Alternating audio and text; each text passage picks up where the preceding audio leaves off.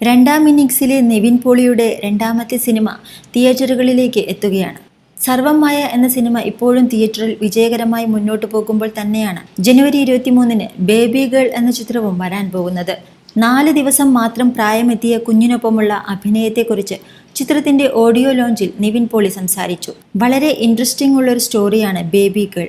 സംസാരിക്കപ്പെടേണ്ട ഒരു ടോപ്പിക്കാണിതെന്ന് എനിക്ക് feel ചെയ്തതുകൊണ്ടാണ് cinema ഏറ്റെടുത്തത്. ബേബി ഗേളും കഥയും മാത്രമാണ് ഇതിലെ ഹീറോസ്. ബാക്കി ഞങ്ങൾ എല്ലാവരും അവരെ സപ്പോർട്ട് ചെയ്യാൻ വേണ്ടി മാത്രം നിൽക്കുന്ന കഥാപാത്രങ്ങൾ ആണ്. വളരെ ലൈവായി ഷൂട്ട് ചെയ്തിട്ടുള്ള ഒരു സിനിമ കൂടിയാണിത്. ഒരു കാരണത്തിന് വേണ്ടി എല്ലാവരും ഒരുമിച്ച് നിൽക്കുന്ന സിനിമയാണ് ലിസ്റ്റിൻ സ്റ്റീഫൻ തന്നെ നേരത്തെ നിർമ്മിച്ചിട്ടുള്ള ട്രാഫിക് എന്ന ചിത്രം. അതുപോലൊരു ചിത്രമാണ് ബേബി ഗേൾ. കുറേ കാലത്തിന് ശേഷമാണ് അത്തരമൊരു കഥ ഞാൻ പിന്നീട് കേട്ടത്.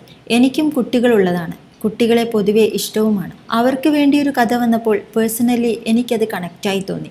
4 ദിവസം മാത്രം പ്രായമുള്ള ഒരു കുഞ്ഞിനൊപ്പമുള്ള അഭിനയം. ഞാൻ വളരെയധികം നെർവസ് ആയിരുന്നു. കുഞ്ഞ് ജനിച്ചിട്ടേ ഉള്ളൂ, ഇമ്മ്യൂണിറ്റി ആയി വരണം. പക്ഷേ അതിനു മുൻപ് തന്നെ ഇങ്ങനെ ഒരു സബ്ജക്റ്റ് ആയതുകൊണ്ട് തന്നെ അതിൻ്റെ പാരൻസ് സമ്മതിച്ചു.